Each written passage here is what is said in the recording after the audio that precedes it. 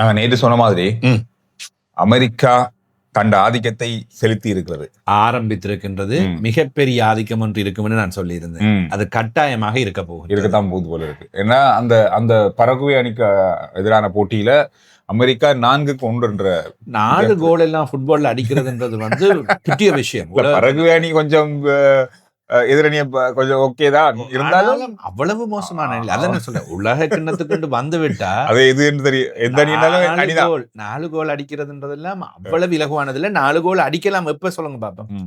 அந்த அணி ஒரு பலமான நல்ல அணியாக இருக்கு. மறு அணி இலகுவான அணி என்று நாங்கள் எதையும் எடுத்துக்கொள்ள முடியாது. நேற்று எடுத்துக்கொண்டுதான் கனடாவின் போட்டி சமநிலையாக இருக்கின்றது. கனடா பொஸ்னியா அணிகளுக்கு இடையிலான போட்டியில் கனடா பொஸ்னியா 2 ஆடுகளை ஒப்பிட்டால் கனடா பலமான அணி.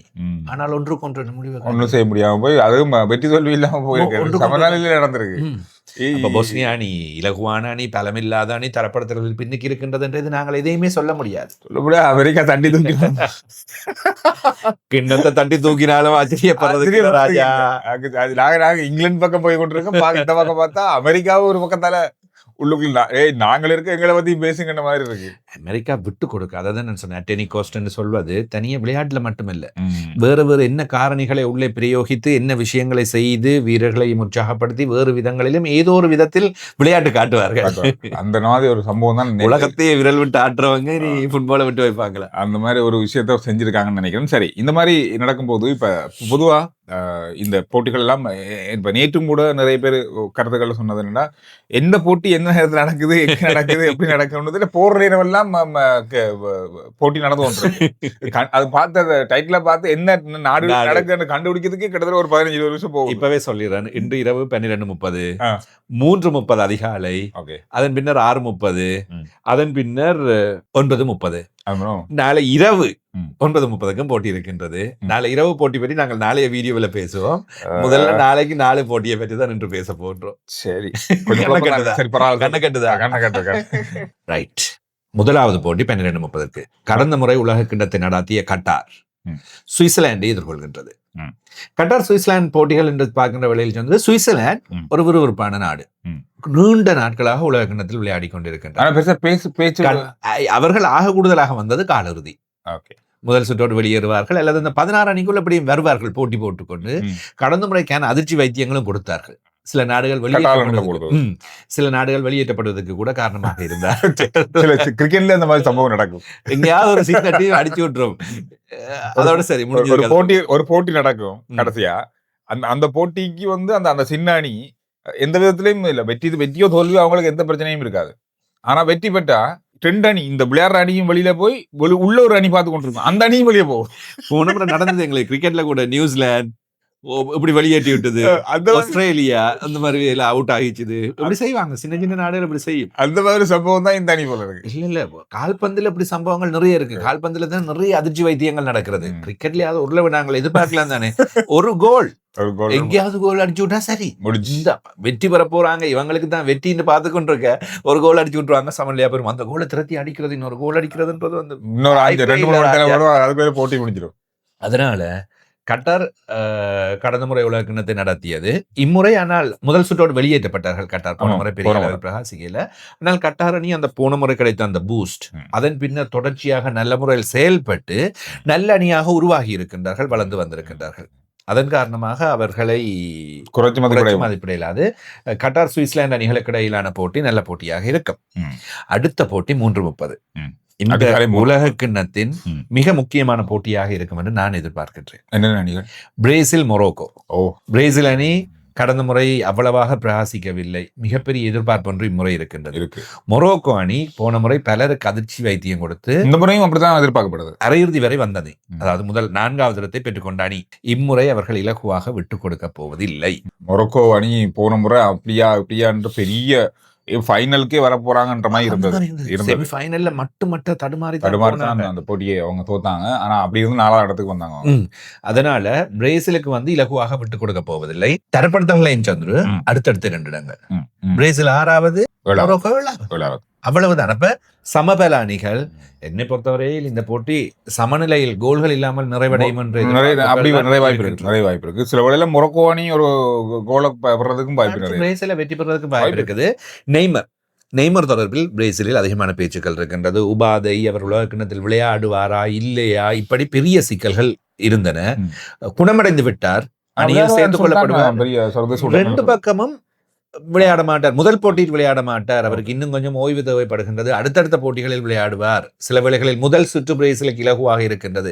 பிரேசில் மொரோக்கோ 2 அணிகளுமே இந்த குழுவில் இருந்து அடுத்த சுற்றுக்கு போய்விடும். அடுத்த 2 அணிகள் வெளியேற்றப்படும் என்கின்ற அடிப்படையில் சில வேளைகளில் முதல் சுற்றில் அவரை ரிஸ்க் எடுக்க வேண்டாம் என்று ஓய்வு வழங்கி 2வது சுற்றுக்குள், அதுக்கு பிறகுதானே முக்கியமான போட்டிகள் அப்படி கொண்டு வரலாம். அல்லது சில வேளைகளில் குணமடைந்து முழுமையாக அவர் விளையாடக்கூடிய வாய்ப்பும் இருக்குன்னா நான் பார்த்த செய்திகள்ல இருந்துச்சு. பாப்போம். இப்ப ஃபுட்பால்ல வந்து கிரிக்கெட் மாதிரி இல்லை தானே, வச்சிருப்பாங்க, பெஞ்சிலே இருப்பாங்க, தேவைப்பட்ட இறக்கி விடுவாங்க. அல்லது முதல் கொஞ்ச நேரம் போய் விளையாட விடுவாங்க.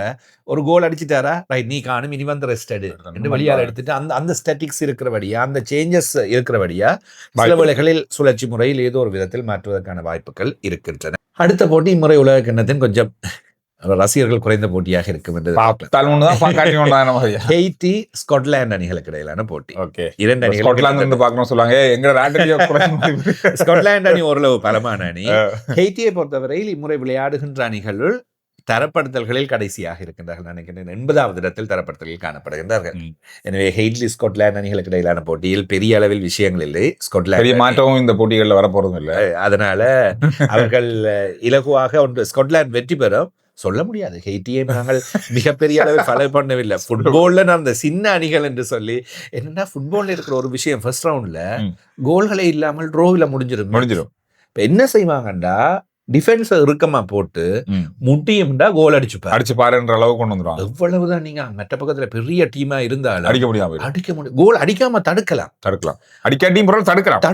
அப்ப என்ன நடக்கும், போட்டி 0-0 முடிஞ்சு போயிடும். அப்ப முக்கியமான டீம், பெரிய டீமுக்கு வந்து பெரிய லொஸ்டா வந்தது பெரிய அப்ப அப்படி ஒரு விஷயம் இருக்கு. அடுத்த போட்டி இன்னும் ஒரு முக்கியமான போட்டி, ஆஸ்திரேலியா டர்க்கி. ஆஸ்திரேலியாவில் சந்திர ஒரு விஷயத்த சொல்லணும். ஆஸ்திரேலியா வந்து பொதுவாக ஆஸ்திரேலியா கண்டம் தானே, ஆனால் தெரிவு என்பது ஆசியாவுக்குள்ளாலதான் ஆஸ்திரேலியாவுக்கு வழங்கப்படும். கால்பந்துல வந்து ஆஸ்திரேலியா வந்து ஆசிய வலயத்துக்குள்ளதான் உட்படுத்தப்பட்டிருக்கின்றது. அவர்கள் என்னென்றால் ஆஸ்திரேலியா வலயம் வந்து இறுக்கமான அணிகள் இல்லாத ஒரு வலயம். ஆரம்பத்தில் என்ன நடந்ததுன்னா, ஆஸ்திரேலியா இலகுவாக தெரிவாகும். ஓஷியானா வலயத்தில் இருக்கின்ற சிறிய அணிகள், ஆஸ்திரேலியா, நியூசிலாந்து மற்றும் அந்த சிறிய நாடுகளோடு போட்டி போடும்போது அவர்கள் தான் பெரியவர்களாக இருப்பார். அவர்களுக்கு ஹெவி காம்படிஷன் இல்லை, போட்டிகள் இல்லை என்ற காரணத்தினால ஆஸ்திரேலியாவை என்ன செய்தாங்கன்னா கொண்டு வந்து ஆசியாவோட சேர்த்திருக்காங்க. அப்ப ஆசியாவில் பலமான அணிகள் இருக்கின்றன. எனவே அவர்களோடு தான் ஆஸ்திரேலியா போட்டி போட்டு தெரிவாக ஆசிய வலயத்தை பிரதிநிதித்துவப்படுத்தி தான் அவர்கள் தெரிவு செய்து வருவார்கள். அது ஒரு விஷயம். மறுபுறத்தில் டர்க்கி ஒரு பலமான அணி, ஆப்பிரிக்க வலயத்திலிருந்து விளையாடி கொண்டிருக்கின்ற நல்ல பலமான அணியாக இருக்கின்றது. ஆஸ்திரேலியாவை பொறுத்தவரையில் தமிழர்கள் மத்தியில் இம்முறை பேசுபொருள். ஒரு தமிழர் விளையாடுறதா கதை இருக்கு. நிஷான் வேலுப்பிள்ளை தமிழர். இவருடைய பூர்வீகம் எவ்வாறு அமைந்திருக்கின்றது என்று பார்த்தால், இவர் ஒரு பல நாடுகளை சேர்ந்த தமிழ் குடிமகன் என்றுதான் நாங்கள் சொல்லலாம். என்னை பொறுத்தவரையில் எனக்கு தெரிந்து கால்பந்து உலகத்திற்குள் தெரிவு செய்யப்பட்டிருக்கின்ற முதலாவது தமிழர். ஆனா இந்த கால்பந்து உலக போட்டிகள்ல எல்லா அணிகளுக்குள்ள, வெளிநாட்டு அணிகளுக்குள்ள 3 இந்திய வம்சாவளியினர் விளையாடலாம். 3 பேர். எந்தெந்த அணிகள் எனக்கு சரியா ஞாபகம் இல்லை. ஆனா 3 பேர் இந்த எல்லா அணிகளுக்குள்ளயும் இருக்காங்க. இப்ப போகும்போது எங்களுக்கு அந்த விஷயங்கள் வந்தால் நாங்கள் அதை பார்த்துக்கிறோம்.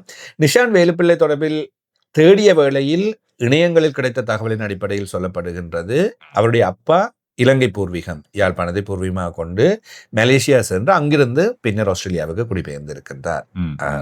மலேசியன் நேஷனாலிட்டியாக இருந்து பிறகு ஆஸ்திரேலியாவுக்கு சென்றிருக்கின்றார். தாயார் இந்திய வம்சாவளியைச் சேர்ந்த ஒருவர் என்று சொல்லப்பட்டிருக்கின்றது. எனவே எப்படி பார்த்தாலும் நம்மவர்கள் என்று நாங்கள் சொல்லிக்கொள்ளலாம், பெருமையாக சொல்லிக்கொள்ளலாம். தமிழ் பேசுகின்ற ஒருவர் 100% அவர் விளையாட போகின்றாரா, 11 பேரில் இடம்பெற போகின்றாரா இல்லையா என்பது நாங்கள் இன்றைய தினம் தெரியல, பார்க்கலாம். நான் சொல்ற அந்த லிஸ்ட்ல இவரும் உள்ள இருக்காரா தெரியல. இருக்கலாம். இந்தியா வம்சாவளி தான் அந்த தரவுகள்ல இருக்கு. பார்ப்போம், தேடி பார்த்துட்டு அடுத்த வீடியோல முடிஞ்சா. இல்ல, நிஷான் வேலுப்பிள்ளை தொடர்பில் ஐரோப்பா மற்றும் ஆஸ்திரேலியாவில் அவரோடு தொடர்புள்ளவர்கள் நண்பர்கள் இருந்தால் தயவு செய்து நீங்கள் அவர்கள் பற்றிய மேலதிக தகவல் தான் கருத்துக்கள், சரியான தகவல் என்ன, இணையவழிகளில் சில தகவல்கள் ஒவ்வொரு தரம் ஒவ்வொரு விதமான தகவல்களை பகிர்ந்தார்கள்.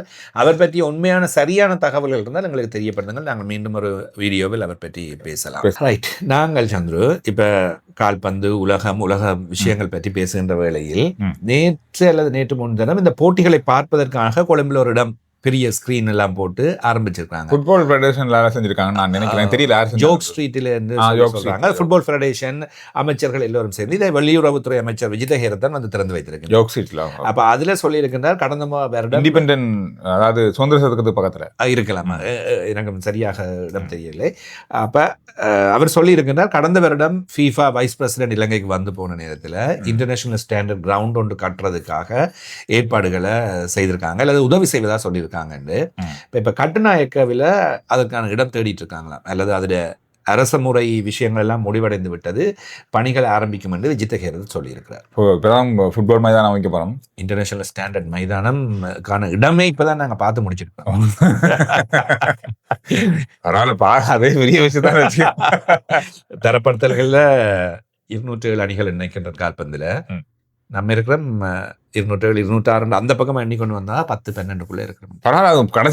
கடைசி இல்ல ஒரு இப்ப கொஞ்ச நாள், இப்ப கடைசியா போன கிழமை ஒரு மேட்ச்ல 4-0 இலங்கை வெற்றி பெற்றிருந்தது தாய்லாந்துடன். நான் போட்டோஸ் கொஞ்சம் பார்த்தேன். இப்ப கொஞ்சம் கொஞ்சம் வெற்றி பெற்று இந்த முன்வரிசையை கொண்டு வர்றார்கள்.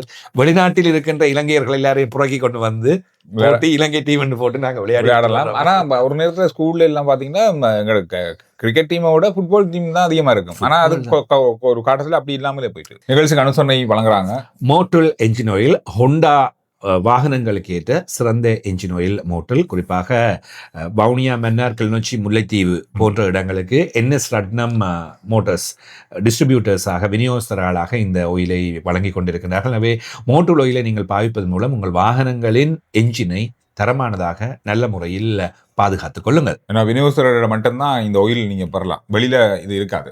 எனவே கொண்டாவுடைய விநியோகஸ்தர்கள் மூலமாக மட்டுமே அதை பெறலாம். இதுல நிறைய வித்தியாசம் இருக்கு. நீங்க வெளியில வாங்கி பாவிக்கிறதுக்கும் நிறுவனத்திட்ட வாங்கிறது நிறைய வித்தியாசம் இருக்கு.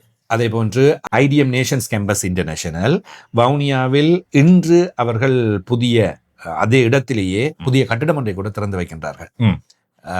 அங்கே டிகிரி, நாங்க சொல்லுவேன் பட்டப்படிப்பு, டிகிரி எல்லாத்தையும் வந்து நீங்க படிக்கலாம். ஏன்னா கொழும்புக்கு வந்து தங்கி இருந்து இதெல்லாம் நிறைய பிரச்சனைகள், இதெல்லாம் நிறைய படிக்காமல் விடுறோம். இப்ப வடக்கு கிழக்கிலுமே கூட வவுனியாவில் நல்ல முறையில் IDM நேஷன்ஸ் கேம்பஸ் டிகிரி கற்கைகளை வழங்குவதாக பல வெளி மாவட்டங்களில் இருந்தும் மாணவர்கள் இங்கே வந்து கல்வி கேட்கின்றனர். வவுனியா குருமன்காடில் காளி கோவில் வீதியில் அமைந்திருக்கின்றது IDM நேஷன்ஸ் கேம்பஸ்.